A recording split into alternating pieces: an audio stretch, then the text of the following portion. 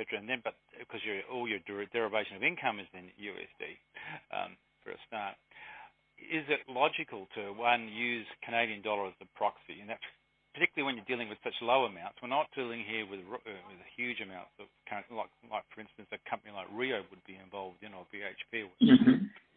And secondly, if you are trying to lock in your return, is it logical to sort of take on monthly put and call options, if you like, costless collars, if you like, to try and hedge those sorts of amounts in an oil and gas explorer? Is it a logical thing to do from a Canadian Treasury operation perspective, in your experience?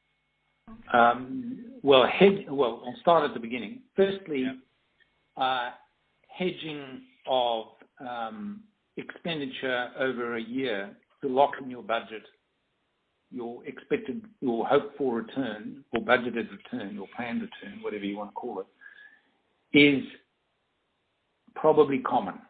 I see no reason to doubt that would be the case. Secondly, I would have thought that they would hedge at the beginning of the year for their monthly expenditure. In other words, in December the previous year, or January, the beginning of that year, if it's a calendar year we're talking about, I would have hedged for the full year rather than taking a hedge each month.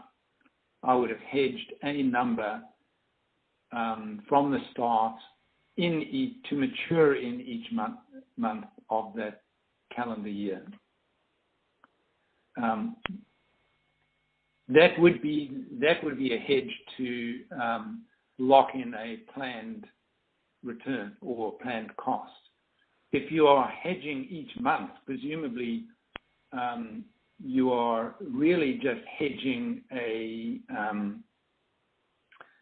an input to a process whereby you're going to price the output of that process at the end of the month. For example, a copper smelter might buy in copper at a copper concentrate at a price and an exchange rate, take 3 weeks or 4 weeks to process it, and sell it at a price at the end of that period, and it wants to hedge the input price so that it can make a profit. That's why you would hedge monthly or periodically. If you're looking to hedge a return or a cost base, you really do that from the start for the intended period, don't you? One would have thought so. This is a program, forecasted expenditure program, a large part of it on capital account, if you like, a large part still, and also incorporating operational expenditure as well. Yes. Using options or collars, not unusual. Using a proxy currency, a little unusual, but Canadian producers are sitting at the other side of the world. They don't have ready contact with Australian banks. It's possible, but I think it's equally likely that they would have hedged in Australian dollars.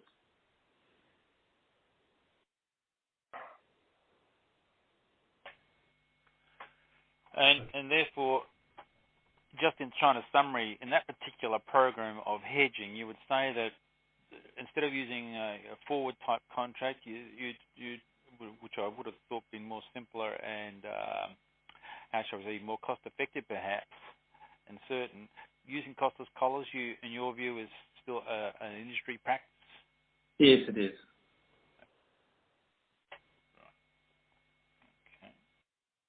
It depends on the pricing, of course, and the circumstances, but it is definitely something that you would consider.